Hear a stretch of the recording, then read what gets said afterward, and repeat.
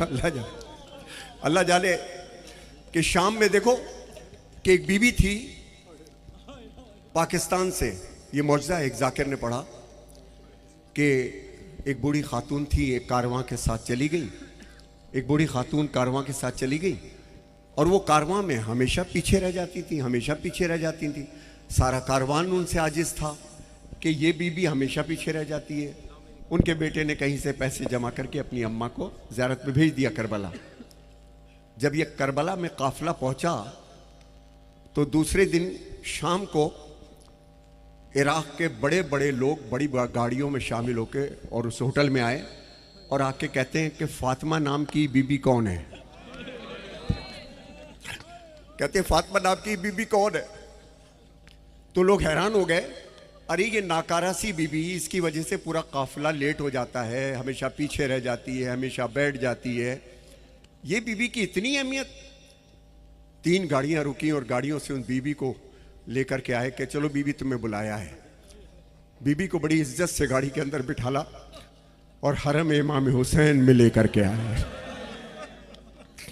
ये वाक़या है सरकार, हरम इमाम हुसैन में लेकर के आए और बीबी से कहा उतरो और जाओ जरी पे, तुम्हें मौला ने बुलाया है। अब सुनो कि ये पाक बीबी उतरी, इसके हाथ में वही पोटली थी जो पोटली किसी को दिखाती नहीं थी। ये पोटली किसी को दिखाती नहीं थी। होगी कराची के गरीब की किसी बस्ती की, किसी गरीब बस्ती की किसी गरीब बेटे की माँ होगी। और माएँ तो सब गरीब होती हैं, माएँ सब गरीब होती हैं। ईद के दिन भी तुमको पहना देती है, खुद पुराने कपड़े पहन लेती है। कितने अमीर बाप का बेटा हो, कितना ही अमीर बेटा हो, मां फिर भी गरीब मिलेगी। तो ये खातून जरी पे गई। अब सुनो इकबाल अदर साहब, सुनिए। ये जरी पे गई, जरी पे जाके सलाम किया और सलाम करके कहने लगी कि ये पोटली मैंने बरसों से खोली नहीं।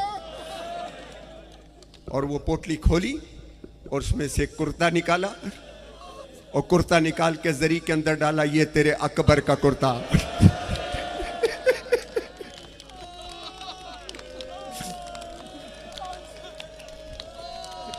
फिर पोटली खोली, एक छोटा सा कुर्ता निकाला।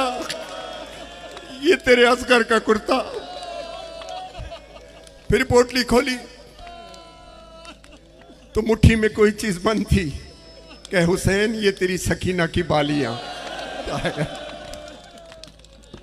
इसके बाद उस बीबी ने अपनी चादर को उतारा और चादर उतार के कहता मुझे जरूरत नहीं है तेरी बहन के लिए चादर।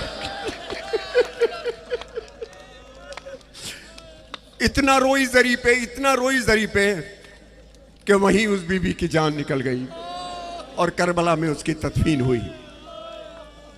तो आपने देखा कि कब हुसैन का बेटा, कब हुसैन का मानने वाला, कब हजरत हुर, कब मालिक अश्तर, कब हुसैन का कोई प्यार करने वाला आपकी तरफ देखे और आपकी नस्लें बामुराद हो जाएं।